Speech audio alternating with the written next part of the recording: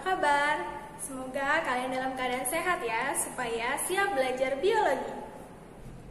Nah, anak-anak, coba sekarang kalian amati wajah dari anggota keluarga kalian masing-masing. Ayah, ibu, kakak, adik, dan juga dirimu sendiri. Kalian telah mengamati bukan? Dan hasilnya jelas berbeda bukan antara dirimu dengan beberapa anggota keluargamu? Nah, anak-anak, walaupun kalian satu keturunan, tetap saja berbeda. Karena Tuhan Yesus telah menciptakan manusia dengan beberapa perbedaan sifat dan juga karakteristik.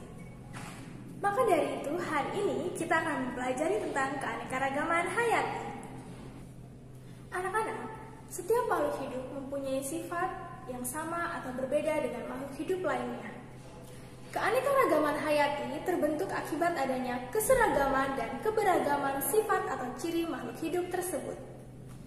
Jadi, keanekaragaman hayati adalah keanekaragaman makhluk hidup yang menunjukkan keseluruhan variasi gen, jenis, ekosistem di suatu daerah. Anak-anak, keanekaragaman hayati terbagi atas 3 tingkatan. Yang pertama, keanekaragaman gen, lalu keanekaragaman jenis, dan keanekaragaman ekosistem. Anak-anak, mari kita bahas satu persatu 3 tingkatan keanekaragaman hayati. Anak-anak, keanekaragaman gen adalah keanekaragaman individu dalam satu jenis makhluk hidup. Keanekaragaman gen mengakibatkan variasi antar individu. Contoh keanekaragaman gen adalah pada manusia. Ini dapat dilihat pada perbedaan sifat. Misalnya pada warna kulit, ada warna putih, sawo matang, kuning, atau hitam. Lalu pada bentuk rambut, ada yang lurus, ikal, atau keriting. Contoh lainnya bisa kita lihat pada variasi warna bunga krisan dan juga variasi warna pada rambut kucing. Anak-anak, jadi keanekaragaman sifat tersebut disebabkan oleh adanya pengaruh perangkat pembawa sifat yang disebut gen. Gen adalah substansi terkecil atau unit dasar yang membawa faktor keturunan. Sehingga melalui gen inilah sifat-sifat dari induk atau dari orang tua akhirnya diwariskan kepada keturunannya. Lalu, apa yang mengakibatkan terjadinya keanekaragaman gen? Keanekaragaman gen dapat terjadi akibat perkawinan antar makhluk hidup sejenis. Susunan gen suatu individu ini berasal dari kedua induk atau orang tuanya. Kombinasi susunan perangkat gen dari kedua individu tersebut akan mengakibatkan keanekaragaman individu dalam satu spesies yang berupa varietas-varietas yang terjadi secara alami.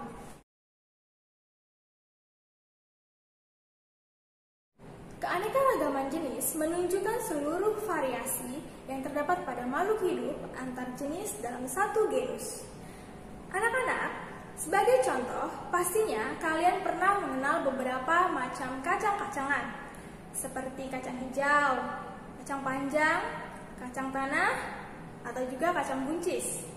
Contoh lainnya bisa juga kita lihat dari bermacam-macam jamur, yaitu ada jamur tiram, jamur merang, jamur kancing, dan juga jamur kuping. Jadi anak-anak, kita dapat mengetahui ada variasi sifat pada berbagai jenis kacang dan jamur tersebut. Nah, anak-anak, ada contoh lain lagi nih, yaitu pada tumbuhan ketela lambat dan juga pada tumbuhan kerangkungan.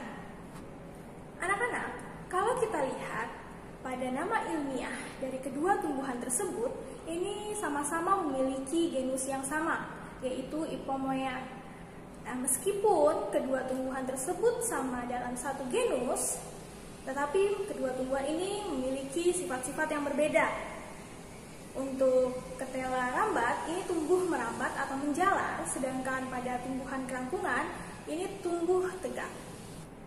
Tingkatan tertinggi dalam suatu keanekaragaman hayati adalah keanekaragaman ekosistem.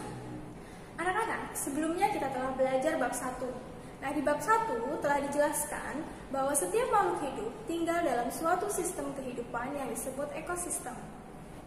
Setiap makhluk hidup akan saling berinteraksi dengan makhluk hidup lain dan lingkungannya, sehingga kondisi lingkungan akan mempengaruhi makhluk hidup yang ada di dalamnya. Anak-anak, jika kamu perhatikan, kondisi lingkungan di setiap daerah itu berbeda-beda. Hal ini disebabkan oleh keadaan iklim dan juga letak geografis lingkungan tersebut. Setiap kondisi lingkungan akan mempengaruhi jenis dan keadaan organisme yang hidup di dalamnya. Hal tersebut menyebabkan variasi ekosistem yang ada di bumi. Beberapa contoh ekosistem antara lain ekosistem hutan tropis, ekosistem terumbu karang, ekosistem gurun, dan juga ekosistem padang rumput. Nah, anak-anak, pengetahuan kalian tentang keanekaragaman hayati tentunya semakin bertambah, bukan? Anak-anak, setelah ini kita akan mempelajari mengenai keanekaragaman hayati di Indonesia. Tunggu di video selanjutnya ya.